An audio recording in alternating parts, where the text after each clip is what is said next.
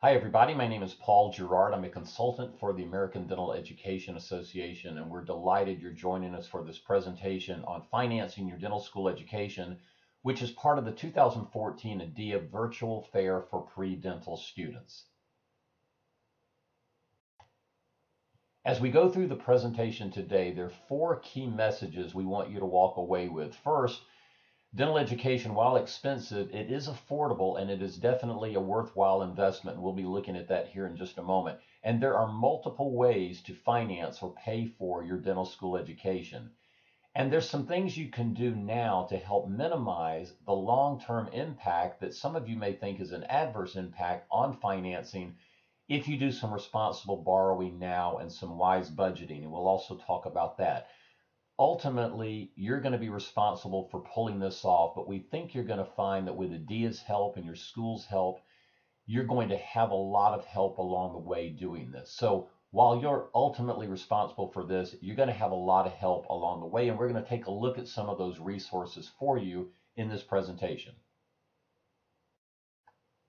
Let's take a look at the first bullet point, the first key message, that dental education is an affordable and worthwhile investment.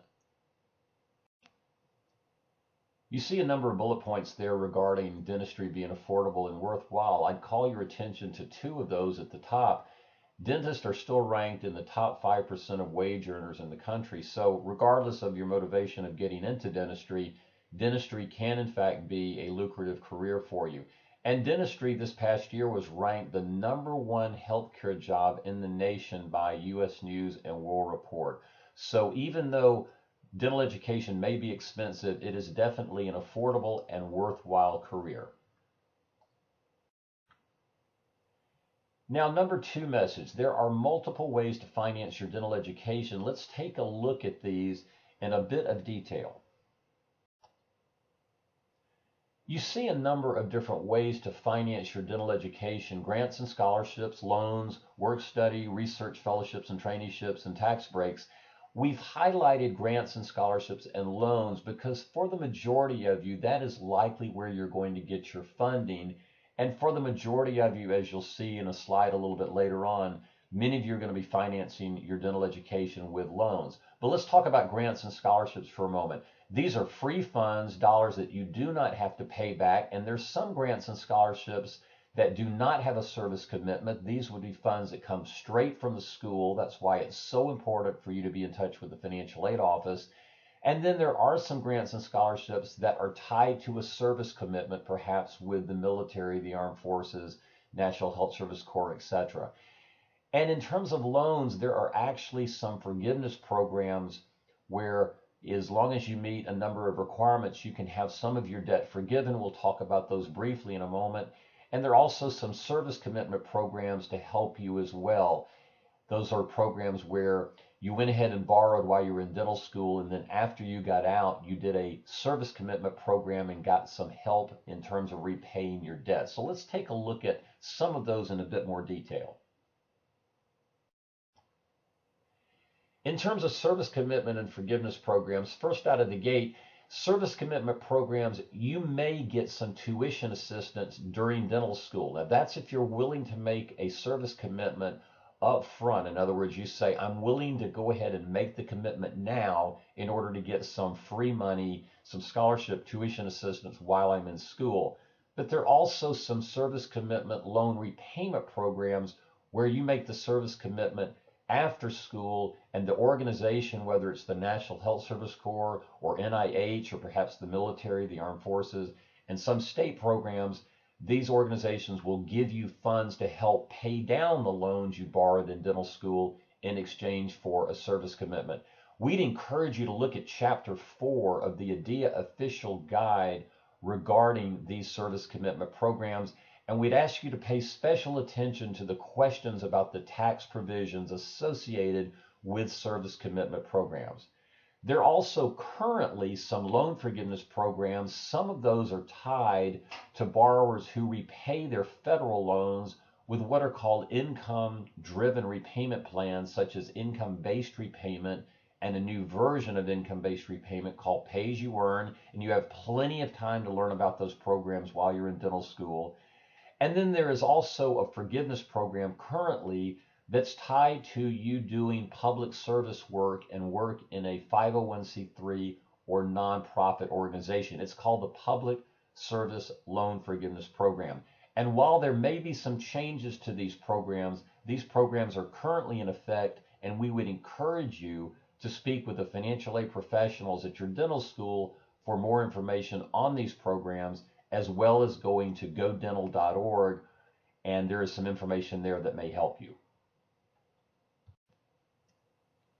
Now you see the educational debt figures for the class of 2013. We don't have final figures for the class of 2014 yet. We're recording this in April, and we don't have the final numbers yet for your colleagues who are about to graduate from dental school. But you see the average debt of about $241,000 for indebted graduates, and you also see the numbers there for public and private schools.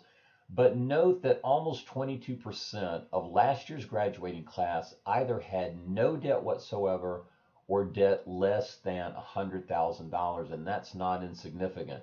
There is a number, though, you see there, that percentage of almost 28% who had debt in excess of $300,000. So the debt can be significant, but a number of you may be getting out with debt less than $100,000.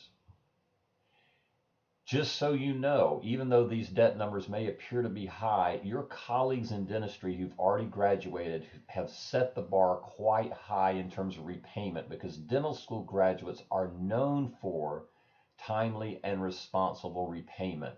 And the tools and the resources available at your school and from ADIA should help you continue that trend of timely and responsible repayment after you graduate from dental school.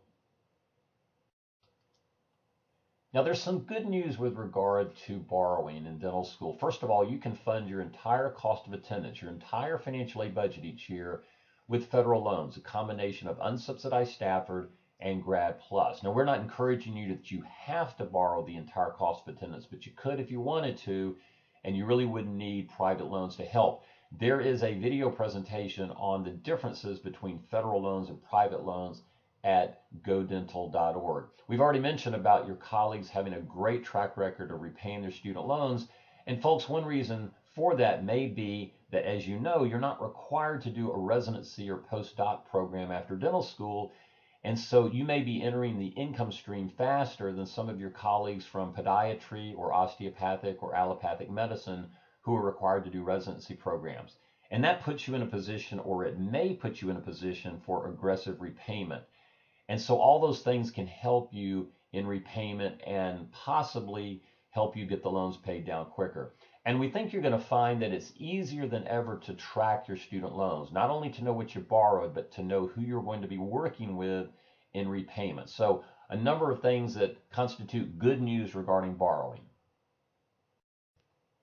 But it's not all good news. As you may know, most of the loans you're going to be borrowing, especially the unsubsidized Stafford and Grad Plus, these are loans where the interest accrues while you are in school. No one is paying this for you. Now, you don't have to pay it in school, but it is accruing and building up, and at some point it's going to be capitalized and added back to the principal balance. So most of the loans, again, you're borrowing are unsubsidized, which is all the more reason to try and limit how much you borrow. Interest rates may change on your student loans, and the caps on the different rates are high. The way it's set up right now, as we're recording this in April of 2014, is that the rates change every July 1 on new loans, and then whatever that rate is, it's fixed throughout repayment. But the rate on new loans can change every July 1, and the caps, again, are pretty high on those.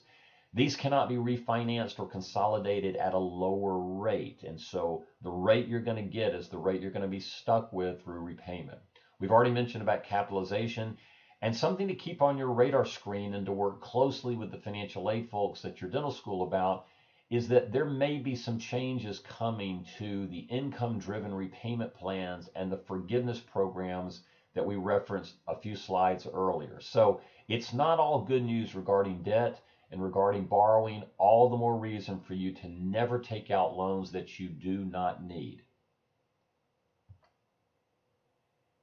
And as we like to say, when you are taking out loans, you need to plan to pay back what you borrow. You guys are smart enough to know that you shouldn't be hanging your hat on a forgiveness program or someone picking up the tab for you or assistance for you later on. Whatever you borrow, you should be running repayment estimates every time you borrow so that you can plan to pay back what you borrow, and you'll have a good idea about what those payments are going to be under the different repayment plans when you graduate from dental school. Now, in terms of what you're going to be borrowing, if you do take out loans in dental school, the majority of you will be starting with a federal unsubsidized Stafford, and the maximum each year is $40,500. Again, this is an unsubsidized loan. Interest is accruing on this all through school. If you need funds beyond that, you might consider what's called a federal Grad Plus loan, and you can borrow a Grad Plus loan up to the cost of attendance less any other aid you have. That's why we said on an earlier slide, you can fund your entire cost of attendance at any dental school in the country with a combination of unsubsidized Stafford and Grad Plus. Now, some schools have what are called campus-based loans. This is Federal Perkins, loans for disadvantaged students, health profession student loans, HPSL, and some schools actually have their own loan money, institutional loans. So work closely with the financial aid office at your dental school. Campus-based loans tend to have better terms and conditions than unsubsidized Stafford and Grad Plus. So work closely with the financial aid office to see if you qualify for campus-based loans. Now, we've referenced private loans before, and we're not going to be heavy-handed and tell you you should or should not take out private loans, but we would encourage you to look at the video presentation at godental.org to look at the differences between federal loans and private loans. And we think you'll find after watching that video that the majority of you are going to want to take out federal loans instead of private after you look at all the pros and cons of each program. Let's talk about private loans for just a moment, because these can easily derail a repayment strategy after you get out of dental school. And let me tell you what I mean by that. If you have had to borrow private loans from undergrad or perhaps a post-bac program before you enrolled in dental school, it's not unusual for those to be postponed, the payment of those to be postponed while you're in your 4-year dental school program. But what tends to happen is as soon as you graduate from dental school, those things are going to come due, and private loans just tend to have very few repayment options and very little flexibility in repayment. And sometimes it's difficult to make payments on your private loans and your federal loans after you graduate from dental school if you had a lot of private loans before you ever started dental school. There are a couple of things that we think may help you, resources that will help you. One is the video presentation I've already referenced at godental.org on the differences between federal and private loans. And then we would strongly encourage you to go to a wonderful site, explorehealthcareers.org, and there is an article on the differences between federal and private loans that we would encourage you to take a look at. So take special note if you have private loans from undergraduate or post-bac programs. Now, the third key message, you can minimize the long-term impact of financing with some responsible borrowing now. And let's talk about budgeting for just a moment. Now, this is an example of a first-year dental school cost of attendance or financial aid budget.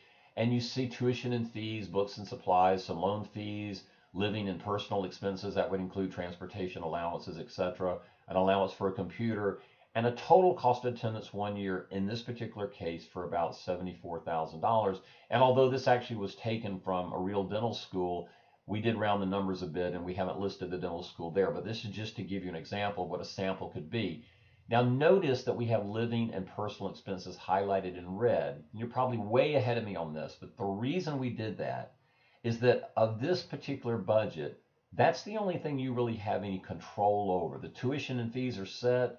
Books and supplies, there's not going to be a whole lot of leeway there because of the high cost of that in dental school. But the living and personal expenses, this is where you can reduce that figure, and you can do that with good budgeting, and that lowers your cost of attendance, which obviously is going to lower what you borrow. And for many of you, that's going to lower what you borrow in the more expensive Grad Plus loan. So when you get your financial aid budget and you're applying for financial aid, look at what's under your control, and we'd encourage you to try to reduce that amount of your financial aid budget if at all possible. So again, in terms of budgeting, just focus on controlling what you have some control over, and don't obsess about things like tuition and fees that are out of your control that you can't reduce. Responsible borrowing now is really going to help you preserve your repayment choices later. You don't want to get into an extended plan that's going to cost more in the long run, that has lower monthly payments, because you've got all these other things like consumer debts or maybe a car loan or something that's dragging on your income, which is forcing you to try to get the lowest possible student loan payment, which again is going to add to the total repayment later on. And speaking of consumer debts, don't forget that you cannot add any kind of consumer debts like credit card bills and the debts you owe on credit cards. You can't add that to your financial aid budget. You're not going to get financial aid for that. So if there's any way for you to pay those down to zero before you start dental school, if you have any consumer debts, we would strongly encourage you to do that. And that way you start dental school clean, and you're not going to be worrying from month to month about trying to get financing to pay those consumer debts that you can't get financial aid for. So the last message, the key message about responsibility, and ultimately you're the one who has to handle the financing of your dental school education. But folks, there is a lot of help available for you, and let's take a look at what kind of help is available for you as you try to finance your dental school education. There are a number of different resources available for you. We've encouraged you already to make contact with the financial aid office, whether it's a designated person at your dental school or whether it's a main campus financial aid office. Be sure you meet application deadlines and talk to them about the free money, grants, and scholarships. We've also referenced the godental.org site, the homepage, and on the homepage you'll see a link to Pathways, and we'd encourage you to take a look there and you'll see some more information. Through a wonderful partnership with the Association of American Medical Colleges, there's a terrific new calculator, the Dental Loan Organizer and Calculator, that will help you get an estimate of repayment based on your career plans and your salary. And are you going to do a postdoc program, a hospital-based residency program, or a school-based residency program? So a great new tool there, the Dental Loan Organizer and Calculator. We've also referenced the explorehealthcareers.org site, and there are multiple resources and articles on that site that we'd encourage you to take a look at. And here's a listing of those. There's a terrific series by Henrine Tobias on how to attend college debt-free or with minimal borrowing. We have more information on loan repayment and forgiveness programs on that site. There is a more detailed article on federal loans versus private loans that we briefly referenced in this workshop. There's a very important article about changes in financial aid. And then there are a couple of articles on the relationship between debt and salary and the relationship of credit and student loans that we think you'll find very, very helpful. So we'd encourage you to go to explorehealthcareers.org for a look at these different topics. Now, some takeaways and action items from today's workshop. First of all, remember that responsible borrowing now is going to help preserve your repayment options later, and you just don't want to borrow more money than you actually need.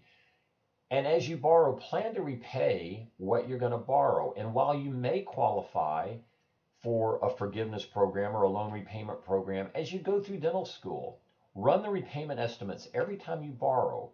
And if you're able to take advantage of some of those programs, that's great. But as you go through dental school, you need to plan to repay what you borrowed, and don't really lean on the federal government to help pick up the tab for you later on with a forgiveness or loan repayment program. Keep your radar up regarding changes. Work closely with the financial aid office about that. Dental school is 4 years, and again, some of you may do residency programs, and a lot can happen over that period of time. So be sure you keep the radar up regarding changes that may impact you. We've already talked about establishing contact with the financial aid office, the importance there, and talk with your family regarding help. It may be that they've said, we can't help you with tuition at dental school, but we'll be able to help you a little bit along the way. They might consider paying some of the interest on your loans as it accrues while you're in dental school. That would really help reduce the amount you repay on the loans. So some takeaways and action items for you. We're delighted you joined us for this workshop, and we hope that it helped you, and we hope that you now know of some additional resources to go to as you consider how you're going to finance your dental education. But perhaps the last word should be to remember that others have pulled this off successfully, and there's just no reason that you can't do it as well. So, on behalf of ADIA, we greatly appreciate your participation in this workshop, and we wish you all the best. By the way, if you have questions and would like to chat with me regarding how to finance your dental school education, I'm going to be available from 2 o'clock until about 2:30 Eastern Time on Tuesday, April the 29th, that I would enjoy the opportunity to converse with you that way and perhaps help you a little bit more with questions you have about financing your dental school education.